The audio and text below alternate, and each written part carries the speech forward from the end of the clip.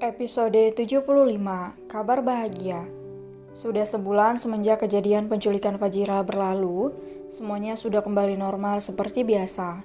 Namun ada yang berbeda saat ini, bucinya Irfan semakin terlihat kepada Fajira. Ia tidak lagi menjadi laki-laki dingin yang arogan, namun sifat dingin itu mencair seiring bertambah cintanya kepada Fajira dan Fajri. Ada sesuatu yang berbeda hari ini, laki-laki itu tampan itu terlihat lesu dan selalu menempel kepada Fajira. "Mas, kamu kenapa sih? Sesak loh," keluh Fajira karena Irfan masih memeluknya dengan erat. "Sebentar saja sayang, aku pusing," lirih Irfan.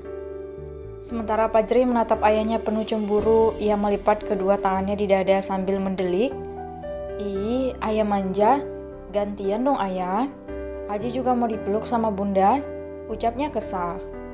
Plak, Fajri memukul kaki Irfan dan mencabut bulu kaki yang terbilang lebat dan keriting itu. "Aduh, sakit nak. Ayah beneran pusing ini." "Aji, jangan ganggu ayah dulu sayang. Mas, aku hubungi dokter ya biar kamu bisa diperiksa," ucap Fajira membelai lembut kepala Irfan. "Nggak mau, aku mau dipeluk saja sayang. Sebentar ya," lirih Irfan memejamkan matanya. "Ayah," panggil Fajri tidak terima, ia memeluk Fajira dari belakang dan menggeser tangan ayahnya. "Sebentar saja sayang, sampai ayah tidur," ucap Irfan lirih. Ia merasa tidak bertenaga pagi ini, dengan perut mual serasa diaduk-aduk dan kepala pusing yang teramat. Namun jika ia memeluk Fajira, rasa mual itu bisa sedikit berkurang. "Bunda, Aji mau mandi, nanti telat sekolahnya," ucap pria kecil itu masih cemberut. "Ya sayang, sebentar ya. Aji bisa mandi sendiri kan nak?" "Aji mau mandi sama bunda." "Sayang." "Iya ya curang," ucap Fajri kesal dan segera menuju kamar mandi. "Mas," panggil Fajira lembut. Pusing sayang. Tidur ya." "Iya." Fajira masih mengelus kepala Irfan dengan lembut, berharap suaminya akan tertidur dan ia bisa membantu Fajri untuk berkemas. Tak butuh waktu lama Irfan sudah tertidur dan pelukannya juga terasa merenggang. Fajira bangun dari tempat tidur dengan perlahan dan segera menyusul Fajri lalu membantunya untuk bersiap-siap pergi ke sekolah. "Bunda," ucap Fajri membentangkan tangannya. "Apa sayang?" Fajira segera menggendong Fajri yang masih cemberut.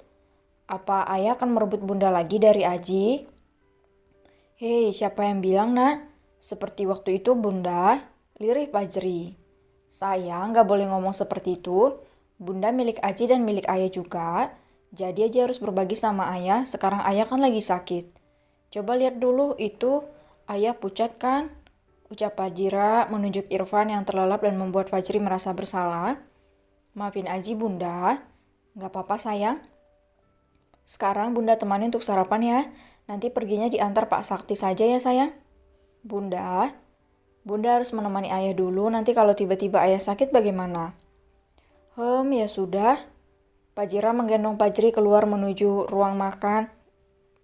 Namun ketika hendak keluar, Irfan terbangun dan langsung berlari ke kamar mandi karena perutnya sangat terasa mual. "Ayah," pekik Fajri. Fajira segera menurunkan Fajri dan mengejar Irfan ke kamar mandi. Ia segera memijit tengkuk suaminya agar bisa membantu mengeluarkan angin yang ada dalam tubuh pria tampan itu. "Sudah sayang?" tanya Fajira lembut. "Lemas," lirih Irfan terkulai di lantai kamar mandi. "Mas," pekik Fajira. "Aji panggil Pak Sakti nak." "Iya bunda." Fajri berlari keluar untuk memanggil Pak Sakti agar bisa membantu mengangkat ayahnya. "Mas, sayang kamu gak apa-apa?" Lemas, peluk," lirih Irfan bersandar di dinding. Tanpa menunggu lama, Fajira segera memeluk Irfan dan mengusap kepalanya. "Kamu kenapa bisa seperti ini? Apa kamu salah makan sayang? Atau kamu masuk angin?" Irfan hanya menggeleng sebagai jawaban. "Nyonya," panggil Pak Sakti. "Iya Pak, tolong bantu angkat Mas Irfan." "Baik Nyonya." "Maaf sebelumnya Tuan." Pak Sakti mengangkat Irfan dan memapahnya menuju ranjang. Fajira dengan sigap membalurkan tubuh Irfan dengan minyak angin milik Fajri agar Irfan bisa merasa lebih nyaman. "Ayah," lirih Fajri merasa bersalah karena tidak mau mengalah tadi. "Ayah gak apa-apa sayang," lirih Irfan. Fajira meraih telepon rumah untuk menghubungi bibi agar sarapan mereka bisa diantar ke dalam kamar. Tak lupa Pak Jira juga meminta tolong agar Bibi menghubungi dokter agar dapat memeriksa keadaan Irfan. Apa masih mual, Mas? Pak Jeri ikut membelai kepala Irfan dengan lembut, matanya berkaca-kaca melihat tubuh Irfan yang terbaring lemah. Apa ayah sakit karena seharian menemani Aji bermain? Enggak sayang, mungkin ayah hanya masuk angin saja. Ucap Pak Jira membelai kepala Pak Jeri lembut. Tok, tok, tok, masuk. Permisi Nyonya. Ucap Bibi membawakan beberapa nampan untuk meletakkan sarapan pagi ini. Terima kasih, Bi. Apa Bibi sudah menghubungi dokter? Tanya Pak Jira. Sudah Nyonya, dokter sedang dalam perjalanan. Syukurlah, nggak tahu kenapa Mas Irfan dari pagi bilang kalau dia mual terus, Bi. Mual? Apa Tuan juga pusing? Iya, Bi. Hehe, sepertinya kan ada kabar bahagianya. Ucap Bibi terkekeh. Kabar bahagia apa, Bi? Kita tunggu dulu dokternya. Saya takut salah ngomong nantinya. Ah iya, sudah Bi. Sekali lagi terima kasih. Sama-samanya. Pak Jira mengerti mencerna perkataan Bibi tadi. Kabar baik, apa itu? Semoga saja memang kabar baik yang datang. Mas, kita makan dulu yuk. Ini sayang, ucap Pak Jira membangunkan Irfan dan memberikan sarapan untuk Pak Jeri. Bentar lagi aku masih lemas. Irfan menggenggam tangan Pak Jira lembut, berharap bisa mengusir rasa mual yang mulai mendera. Bunda, Aji sudah selesai?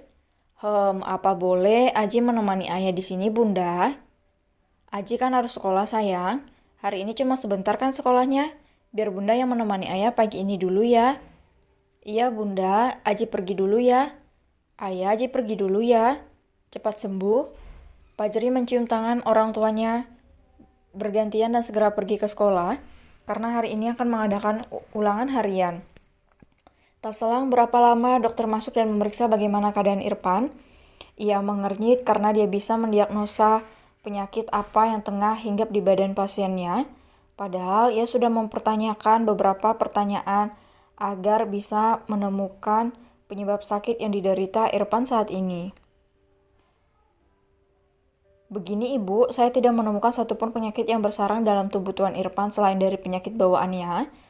Dengan beberapa gejala yang ada, ini seperti gejala yang ditimbulkan oleh ibu-ibu yang sedang hamil pada trimester pertama.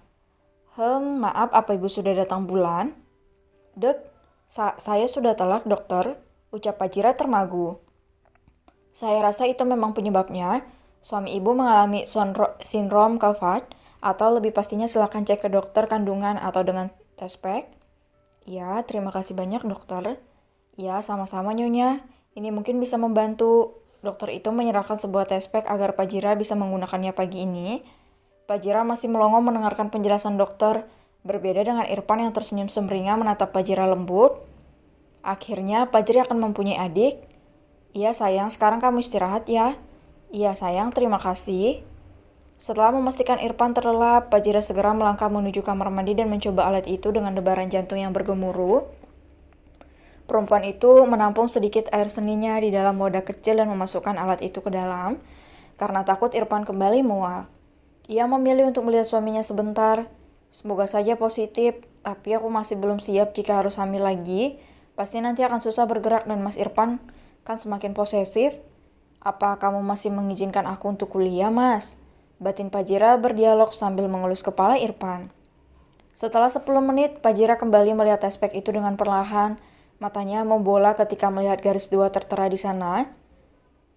Aku hamil lagi? Bulir bening itu menetes, perasaannya bercampur aduk saat ini. Semoga ini memang awal yang baik, bagaimanapun kedepannya aku harus kuat.